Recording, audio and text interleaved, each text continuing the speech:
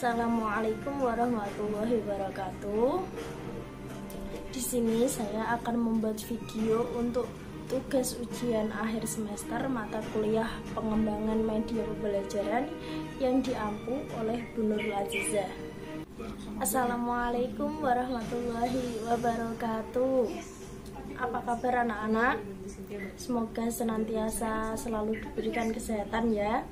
Baik teman-teman, sebelum memulai pelajaran pada video kali ini, kita buka dulu dengan bacaan Bismillahirrohmanirrohim. Semoga pelajaran di video kali ini bisa dipahami oleh teman-teman semuanya.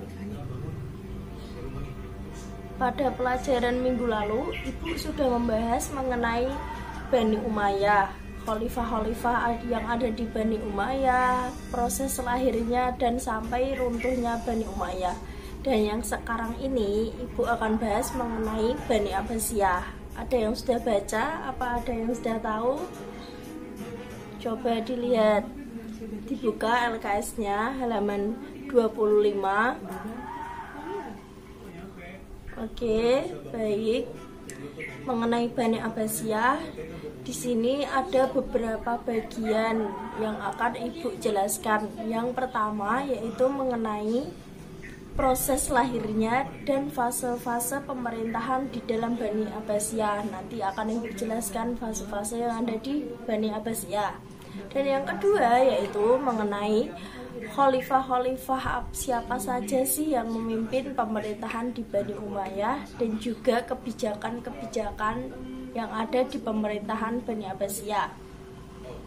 Mungkin dari teman-teman ada yang sudah membaca sebelumnya atau malamnya sudah membaca tentang Bani Abbasiyah. Oke, kita mulai ya.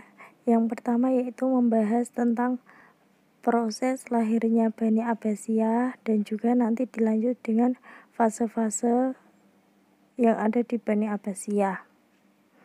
Nah, proses lahirnya Bani Abbasiyah itu lahir pada tahun 750 Masehi, yaitu peran besar dari keturunan Hasyim yang bernama Abu Abbas, dan nama Abbasiyah tersebut dipakai untuk nama Bani ini dan diambil dari nama bapak pendiri Abbasiyah yaitu Abbas bin Abdul Muthalib, paman Nabi Muhammad SAW.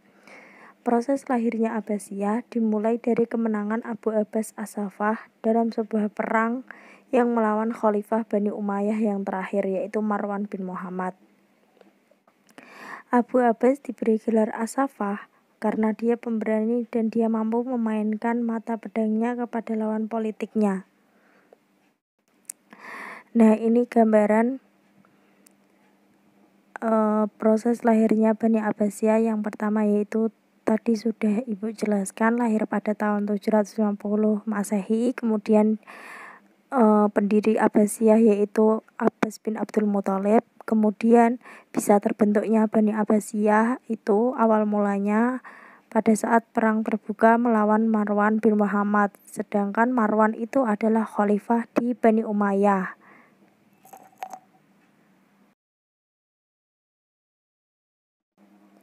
Berdirinya Bani Abbasiyah yang pada tahun 750 Masehi tadi, semua kekuasaan Islam di bawah pemerintahan Abbasiyah termasuk bekas wilayah Bani Umayyah akibat perang terbuka tadi, kecuali Bani Umayyah yang ada di Andalusia. Proses pengembangan peradaban yang dibangun oleh Bani Abbasiyah ini begitu cepat membawa perubahan besar bagi perkembangan peradaban ilmu pengetahuan selanjutnya. Berdirinya Abbasiyah selama 505 tahun diperintah oleh 37 khalifah dengan mampu menciptakan peradaban yang menjadi kiblat dunia pada saat zamannya. Peradaban yang dikenang sepanjang masa pada waktu itu suasana belajar kondusif.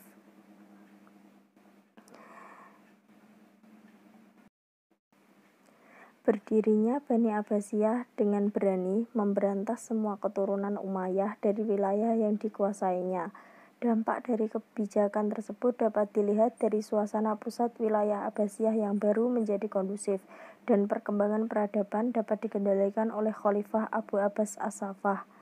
Keberhasilan Abu Abbas menaklukkan Daulah Umayyah ternyata mendapat dukungan dari tentara yang sengaja didatangkan oleh Abu Abbas, seperti Abu Muslim Al-Khurasani. Abu Muslim adalah relawan berkebangsaan Persia yang sengaja disewa oleh keluarga Abbasiyah untuk membantu menaklukkan kekuasaan Bani Umayyah. Jadi intinya proses lahirnya Bani Abbasiyah tadi akibat adanya perang terbuka yang melawan Khalifah Bani Umayyah yang terakhir, yaitu si Marwan bin Muhammad tadi. Kemudian materi yang selanjutnya yaitu mengenai fase-fase pemerintahan Bani Abbasiyah. Dibagi menjadi 5 fase. Yang pertama, fase pembentukan yang terjadi pada tahun 132 Hijriah sampai 232 Hijriah. Disebut pengaruh Persia pertama, yaitu berlanjut dari kekuasaan Khalifah pertama, yaitu Abu Abbas As-Saffah tahun 750 Masehi sampai ke Khalifah yang 9, yaitu Al-Wastik pada tahun 847 Masehi. Itu fase yang pertama. Kemudian lanjut ke fase yang kedua. Fase yang kedua ini terjadi pada tahun 232 Hijriah sampai 334 Hijriah. Fase kedua ini dikenal dengan pengaruh kekuasaan Turki. Pertama fase ini dimulai dari Khalifah ke-10 Al-Mutawakkil. Fase ini banyak pembesar istana berasal dari bangsa Turki, terutama yang bekerja sebagai pengawal istana dan pengawal Khalifah. Kemudian dilanjut ke fase ketiga. Fase ketiga ini terjadi pada tahun 334 Hijriah sampai 447 Hijriah. Fase pengaruh dinasti Buwayhi atau disebut juga pengaruh Persia kedua ini dikenal dengan masa disintegrasi di kekuasaan dinasti Abbasiyah dan melukut Tawaif di dinasti Umayyah II Andalusia. Lanjut ke fase yang keempat, yaitu fase yang keempat terjadi pada tahun 447 Hijriah sampai 590 Hijriah. Dalam sejarah fase keempat ini disebut dengan fase kekuasaan Bani Saljuk, atau dalam sejarah sering juga disebut dengan nama fase pengaruh Turki kedua. Dan fase yang terakhir yaitu fase kelima terjadi pada tahun 590 Hijriah sampai 656 Hijriah. Fase ini dikenal dalam sejarah perkembangan Islam sebagai fase lemah sampai fase hancurnya kekuasaan Islam, berakhirnya gemerlap peradaban Islam. Nah, berikut tadi penjelasan mengenai fase-fase di pemerintahan Bani Abbasiyah. Ada yang mau ditanyakan dari teman-teman? Mungkin bisa ditanyakan ke ibu. Ada yang belum paham?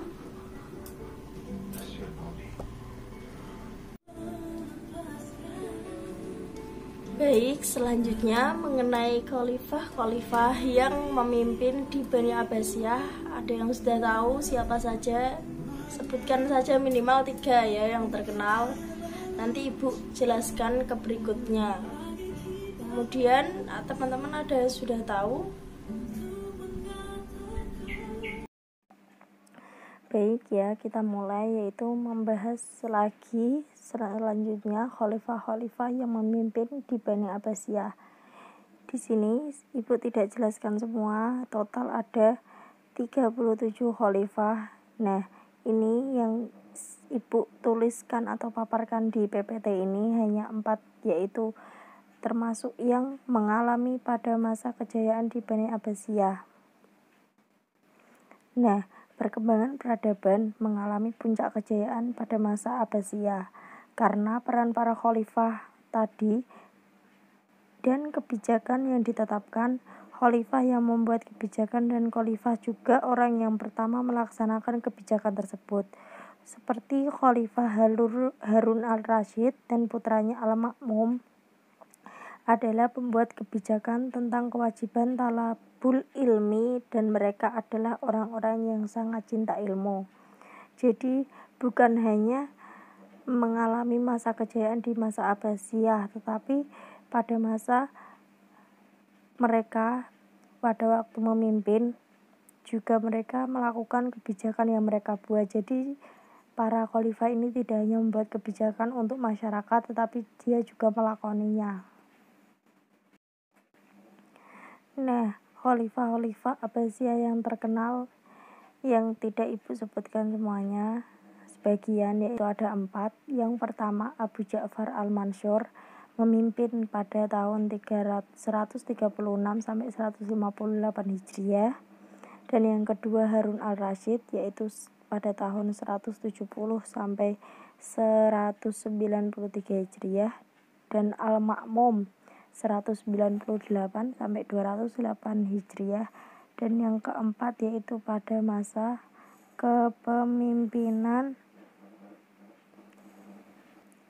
Al-Mu'tasim pada tahun 218 sampai 227 Hijriah. Oke, tadi Ibu sudah jelaskan ya mengenai khalifah-khalifah siapa saja yang memimpin di Bani Abbasiyah. Silahkan ada yang bisa menyebutkan kembali siapa saja tokoh-tokoh tersebut. Ibu tadi sudah menjelaskan mengenai khalifah-khalifah siapa saja yang memimpin Bani Abbasiyah.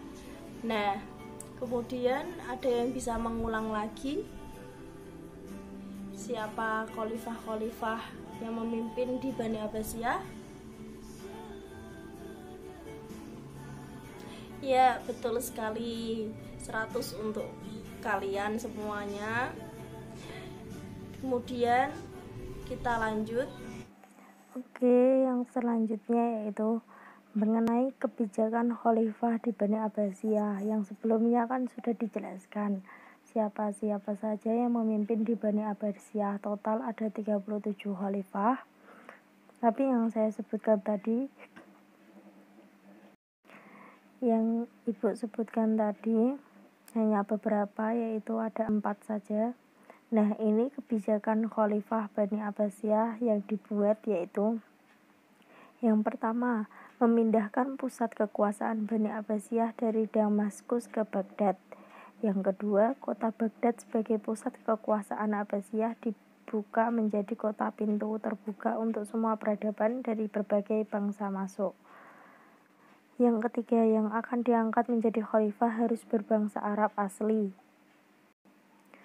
bukan keturunan dari bangsa lain.